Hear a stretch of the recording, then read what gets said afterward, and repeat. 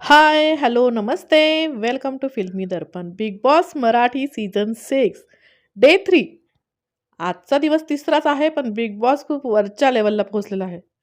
म्हणजे आजची जी खेळी तुम्ही पाहिली असेल, आजपर्यंतच्या बिग बॉसमध्ये असं पहिल्यांदाच घडलेलं आहे, की एखाद्याची पॉवर की एखाद्याच्या हातात आहे आणि त्याने द्यायला नकार दिलेला आहे.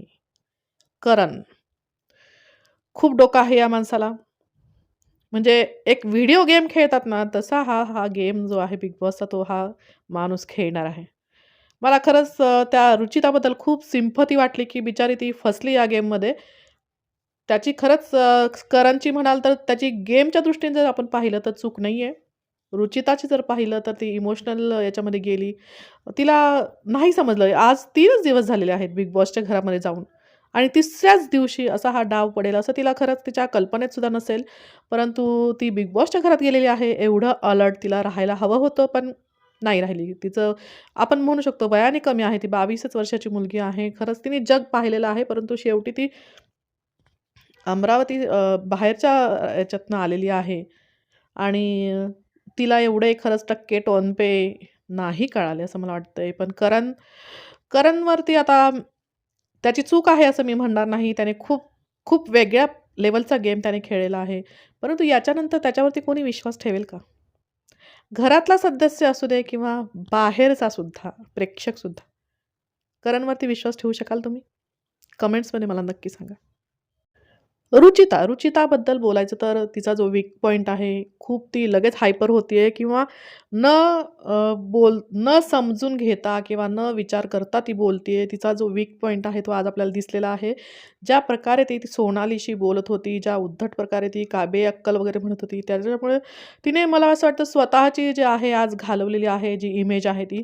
कारण प्रेक्षकांना आणि सगळ्याच सदस्यांना कळालंय, की हिचा वीक पॉइंट काय आहे आणि ही लगेच हायपर होते. लगेच तिच्या डोक्यामध्ये तो राग जातो. अँगर इश्यू तिला आहे आणि ती काहीच समजून न घेता काहीही बोलते किंवा बरळते असं आपण म्हणू शकतो.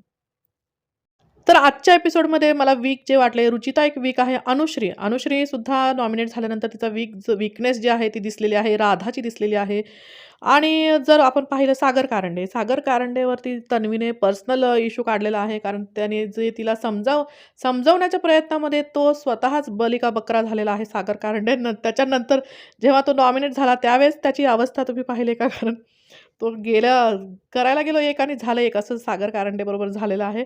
आणि स्ट्राँग जर प्लेयर मला वाटला तर सोनाली. सोनाली आपल्याला पहिल्या एपिसोडमध्ये असं वाटलं, की ही काय आहे, परंतु ती एक स्ट्राँग प्लेयर आहे. हे आजच्या गेममध्ये कळालेलं आहे. दीपाली सय्यदसुद्धा खूप स्ट्राँग आहे. नॉमिनेट झाल्याच्या नंतर सुद्धा दीपाली जी आहे ती खूप स्ट्राँगली तिने फेस केलेला आहे आणि सोनाली ज्या पद्धतीने तिला हा गेम माहिती आहे कसा खेळायचा आहे. ती कुठेही वीक पडत नाही. ती जे तिचा माइंडसेट जो आहे तो बरोबर बिग बॉससाठीच बनलेला आहे आणि ती त्या पद्धतीनेच खेळत आहे. एक एक्सपिरियन्स जो म्हणतात ना, तो तिला आहे या गेमचा. तर हे असा आजचा जो एपिसोड आहे, तर बघूयात पहिल्यापासून काय-काय घडलेलं आहे आजच्या एपिसोड. तर आजच्या एपिसोडमध्ये आपण पाहिलं सागर कारंडे. सागर कारंडे त्या प्रभूच्या मागे का सारखं लागतोय मला खरंच कळत नाही आणि बहुतेक असं आहे, की त्याला असं वाटतंय, की प्रभू जो आहे तो त्याच्यावरती कॅमेरा आहे. त्यामुळे सागर पुन्हा-पुन्हा जाऊन त्याच्याशी बोलण्याचा प्रयत्न करतोय. त्याच्याशी तुला हिच्यामध्ये इंटरेस्ट आहे का? तुला तिच्यामध्ये इंटरेस्ट आहे का? हे सारखं-सारखं त्याला विचारतोय आणि आज त्याचा सागर कारंडेचा गेमच झालेला आहे. म्हणजे तन्वीने सुद्धा पण त्याचा गेम केलेला आहे आणि प्रभूसुद्धा त्याच्यावरती नाराज झालेला आहे. तो म्हटला, की "मला इथे मी गेम खेळायला आलेला आहे प्रभू. मी हे असे उचापती करायला आलेलो नाहीये." त्याच्यावरती पुन्हा त्याच्यावरती रागवलाय आणि प्रभू त्याला सॉरी म्हणतो, की "बाबा ठीक आहे." तर सागरला कुठे काय बोलायचं हे थोडंसं या गेममध्ये थोडंसं समजून घ्यावं लागेल असं मला वाटतंय. तर बिग बॉस सगळ्यांना लिव्हिंग एरियामध्ये बोलवतात आणि सांगतात, की पॉवर कीवाले जे आहेत, म्हणजे शॉर्टकट घेऊन ते आलेले आहेत, पण तरीही गर्दीत हरवलेले आहेत. म्हणजे पहा, ते शॉर्टकट घेऊन आलेले आहेत, त्यांचा काहीतरी उद्देश आहे, तरीसुद्धा ते सगळ्यांबरोबर हरवून गेलेले आहेत आणि त्यांना पुढे आणण्यासाठी बिग बॉसने जे आहे, पॉवर चेंबरमध्ये जाण्याचा पर्याय दिलेला आहे. तो एक शॉर्टकट आहे, कॅप्टन्सी पदापर्यंत जाण्याचा. इथे 2-2 जणांना जायचं आहे. पहिलं नाव जे आहे सोनाली आणि रुचिता, तिथं रुचिताचा गेम झालेला आहे. बघितलं आपण, की तिला पॉवर की तिच्याकडे असून सुद्धा करणने तिला ती पॉवर की दिलेली नाहीये. रुचिताची खूप जळफळाट झालेला आहे. बिचारी अक्षरशः हात जोडून त्याला सांगत होती, की "दे मला पुढचा गेम आपण करूयात, पण आत्ता मला ही पॉवर की दे." परंतु नाही, हा माणूस हललेला नाहीये. जो करण. खूप स्ट्राँग माइंड आहे तो. हे आपल्याला याच्यावरनं कळालेलं आहे. त्यानंतर बिग बॉसने सांगितलेलं आहे, की बाबा करणची इच्छा असेल तर तो देऊ शकतो किंवा त्याच्यावरती डिपेंड आहे. सेकंड जी जोडी होती ती होती अ, दीपाली आणि तन्वी. आता तन्वी जी आहे ती खूप स्ट्राँग कंटेस्टंट आहे, खूप आगाऊ आहे आणि खूप लाऊड आहे दीपालीच्या कंपॅरेटिव्हली.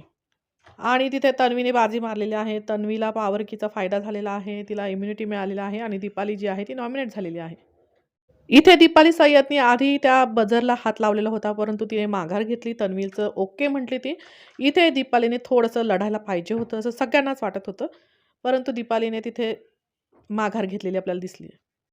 तर याच्यामध्ये आपण पाहिलं, की सोनाली जी आहे ती रुचिताला समजावण्याचा सुद्धा प्रयत्न करतीये.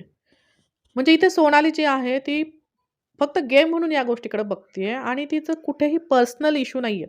ती तिथे रुचिताला समजावण्याचा प्रयत्न करते, की "बाबा तू एवढी हायपर होऊ नको, थोडासा विचार करून बोल किंवा एवढं मनाला लावून घेऊ नको." परंतु रुचिता जी आहे, की जीवन मरणाचा प्रश्न असल्यासारखा ती करतीये. परंतु एक स्ट्राँग माइंडने हा गेम खेळायला पाहिजे रुचिताने. अदरवाईज जर ती अशीच जर राहिली, तर ती या गेममधनं लवकरच बाहेर पडू शकते.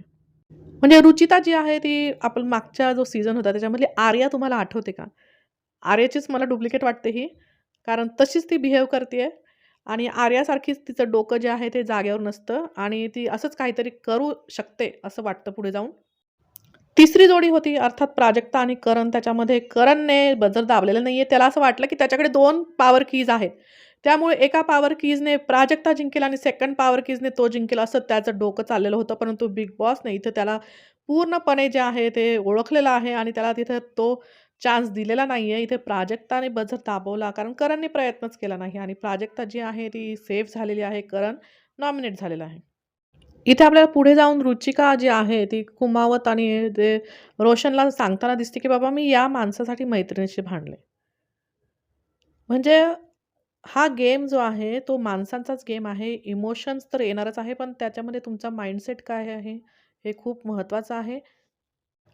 टॉयलेट एरियामध्ये आपण पाहिलं, की सागर कारंडे जो आहे, तो तन्वीला समजावण्याचा प्रयत्न करतोय, की "बाबा तू खूप जास्त लाऊड होतीये" किंवा काल सोनालीवरती जी ती भडकली होती, ते चुकीचं होतं वगैरे आणि ही गोष्ट त्याच्यावरती पलटलेली आहे. नॉमिनेशनमध्ये तन्वीने त्याला नॉमिनेट केलेलं आहे. कारण त्याने हे सांगण्याचं जे नाक खुपसण्याचा जो प्रकार केलेला आहे. सागर भाऊंना इथे अजून समजायला समजलं असेल, की बाबा प्रत्येक गोष्टीमध्ये जर तो समजावण्याचा प्रयत्न केला, इथं लोकं समजून घ्यायला आलेले नाहीयेत. इथे प्रत्येकजण आपला गेम खेळायला आलेला आहे आणि तन्वी जी आहे ती इथे लाऊड होऊनच अटेन्शन सीकर ती आहे, अटेन्शन घेणार आहे आणि तिला अशाच प्रकारे गेम खेळायचा आहे. त्याच्यामुळे कुणालाही समजावून सांगण्याच्या फंदात कोणीही पडू नये, असाच एक इशारा आहे इथे. त्यानंतर वळूयात नॉमिनेशन टास्ककडे, की आज मकर संक्रांतीच्या निमित्ताने कोण कुणाचा पतंग काढतोय, कोण कोणाचा मांजा काढतोय, असा हा नॉमिनेशनचा टास्क होता आणि तिथे आपण पाहिलं नॉमिनेशन्स जशी झाली. खरं तर जे कारणं दिली गेली, की इन्व्हॉल्वमेंट कमी आहे किंवा टास्कमध्ये हे नाहीये, ते नाहीये. कारणं जी दिली गेली त्याच्यामध्ये आपण बघितलं ओंकार. ओंकार राऊतचं कुठेही हे नाहीये, नॉमिनेशन झालेलं नाहीये, परंतु त्याची इन्व्हॉल्वमेंट पण आपल्याला आतापर्यंत कुठेही दिसलेली नाही. त्यानंतर आहे रोशन. रोशनची पण जास्त इन्व्हॉल्वमेंट आपल्याला दिसत नाहीये आणि तिसरा जो आहे तो आहे सचिन. सचिनची पण खूप तो गाणी छान म्हणतो वगैरे, परंतु एकंदरीत कंपॅरिझन जर केलं तर त्याची पण इन्व्हॉल्वमेंट कमी आहे. परंतु या लोकांना नॉमिनेट केलं गेलं नाही. कारण कारण हे स्ट्राँग प्लेयर आहेत. म्हणजे त्यांचे फिजिकली स्ट्राँग आहेत आणि त्यांना कुठेतरी पुढे गेममध्ये या मुलींना त्यांचा फायदा होणार आहे. त्याच्यामुळे त्यांना नॉमिनेशनपासून वाचवलं गेलेलं आहे. आणि मग त्यांच्या व्यतिरिक्त मग जे वीक आहेत त्यांना नॉमिनेट केलेलं आहे. हे तुमच्या लक्षात आलंय का? तर पहिलं बघा प्राजक्ता. प्राजक्ताने पहिलं जे नॉमिनेट केले प्रभूला. प्रभूची इन्व्हॉल्वमेंट आहे तो सगळीकडे खूप दिसतोय. परंतु आपल्या सगळ्यांनाच माहिती आहे तो एक वीक प्लेयर आहे.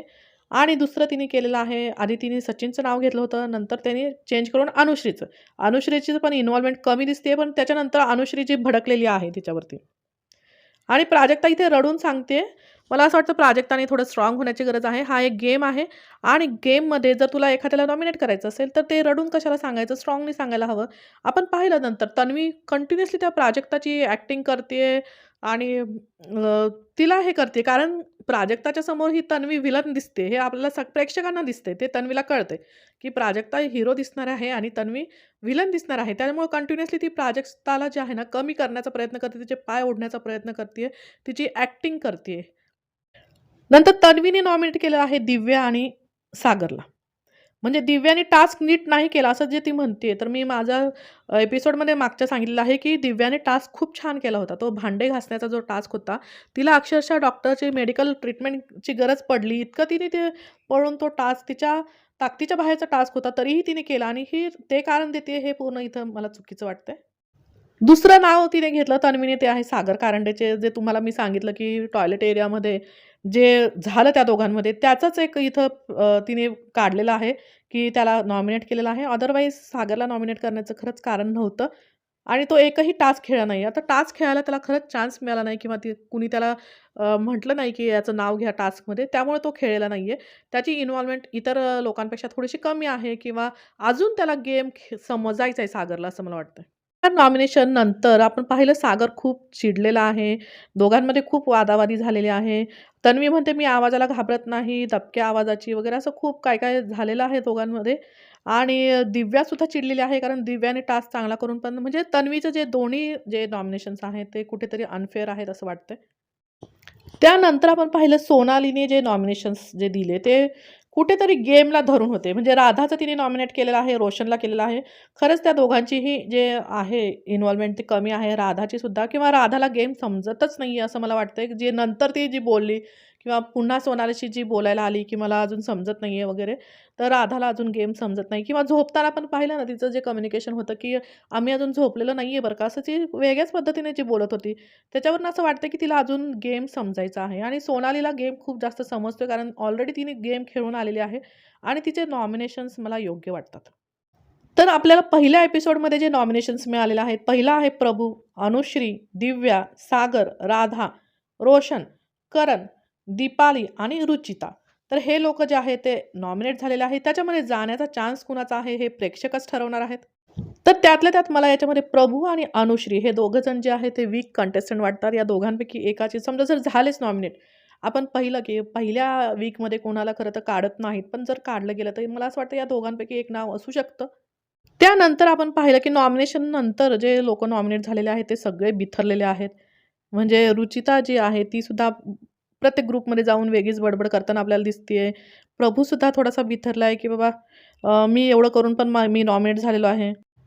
तन्वी जी आहे ती सारखी प्राजक्ताची ॲक्टिंग करते आणि मी बटरिंग करत नाही किंवा खंजीर खुपसा बटरिंग करा असं जे तिचं चाललेलं आहे. का त्या प्राजक्ताला ती मध्ये ओढतीये असं म्हणजे कारण जे प्राजक्ताचे फॅन आहेत ते नक्कीच आता तन्वीच्या विरुद्ध होणार आहेत. कारण तुला पुढे जायचं तू जा, पण त्या प्राजक्ताला मागे ओढण्याचा प्रयत्न तन्वी करतीये.